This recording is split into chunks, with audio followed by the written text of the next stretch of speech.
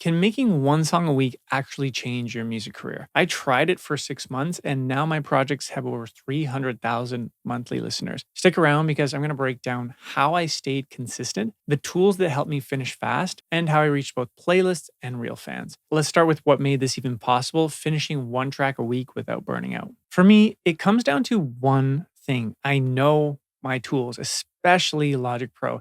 No second guessing, no, why isn't this working rabbit holes. I've put in the hours learning shortcuts, dialing in my workflow, and removing anything that slows me down when I'm in the zone. So if you're not there yet, that's totally okay, but it is the first step to doing something like this. You can't build a house if you don't know how to use a hammer. You've got to master your DAW before you can make any sort of weekly output sustainable. So if you're struggling to finish songs, it might not be about motivation. It actually just might be about the tools that are getting in your way. And if you're trying to level up Logic Pro, I've got a ton of videos on this channel that walk you through everything from getting started to speeding up your entire workflow. Number two is going to make or break how good your song actually sounds. So know where your sounds are coming from before you start producing. For me, I've built a go-to sound palette I can rely on for every song that I make. Like for vocals, guitar, and bass, this is my studio and I have everything set up and ready to go to record. There's no second guessing things here. For drums, I rely heavily on libraries like Splice or Addictive Drums. For keys and virtual instruments, I use Spectrasonics, Native Instruments, and Arturia. These are my go-tos. I know these sound libraries inside and out, and I know how to get the sounds that are in my head out into Logic without losing any time or scrolling around with presets. That alone has saved me hundreds of hours. And you'll notice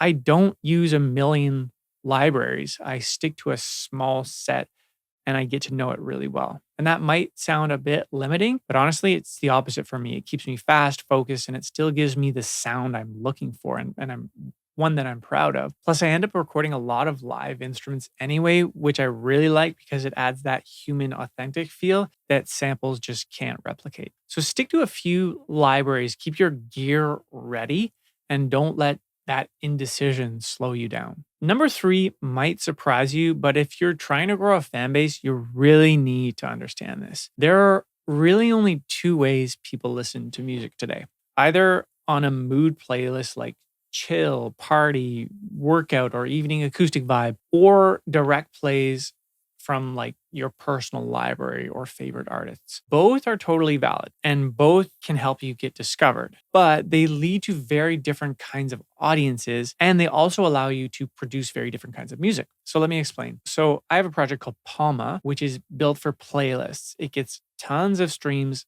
but not a lot of loyal fans. Then my Charles Claim project is completely the opposite. I'm not on that many playlists, but I have a lot of loyal fans who come back and listen again and again on their own personal libraries. So here's the question. Are you trying to build a fan base or do you want to just get your music out there into curated playlists? There's no right answer here, but knowing the difference will change everything from how you produce to how you promote. Because like playlist music is often a lot more structured. It's a bit less personal maybe and built to fit a vibe, where fan-based music is usually a little more personal, more emotional, more like you and less templated. You can do both. I do, and I like that option, but whichever route you decide, just make sure that your music is goal-oriented to that. Then that clarity is going to give you a lot of focus in your creative decisions when you're making music. Let's get into number four, and I'm going to be honest, this one might sting a bit. The build it and they will come mentality, complete lie. That mindset will keep your music in the dark forever. If you're trying to build a fan base, you need to build a system that gets your music in front of people consistently. For example, I post like short form content every week, just singing a part of my song or sharing what it's about. And those videos sometimes get a lot of views, sometimes not, but around 1,000 views per video.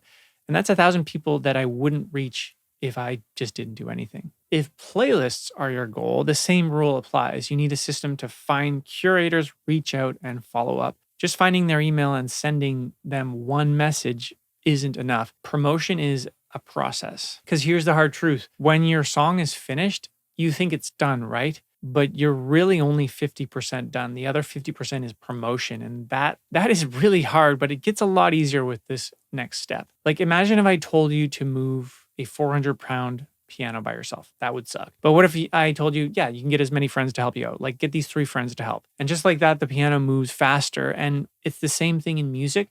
When you get more people to help you, it moves a lot faster. So that could mean co-writing, co-producing, hiring mixers, hiring singers, hiring editors, even marketers and promoters to help you with that side of the process. For me, I co-write all the time. It saves me hours. I also lean on my network for recording, vocals, mixing, and mastering. So I can move a lot faster and make more songs way faster. And one really important thing too is I spend a lot of time on the promotion trying to get help with that and trying to get these songs signed by labels. Why would I do that? Because labels, and there are a lot of independent labels in the world that are interested in signing one song, and they will help with the promotion. So I can focus more on making the music. For example, my track Nothing to Lose was recently signed to a label. They handled the promotion.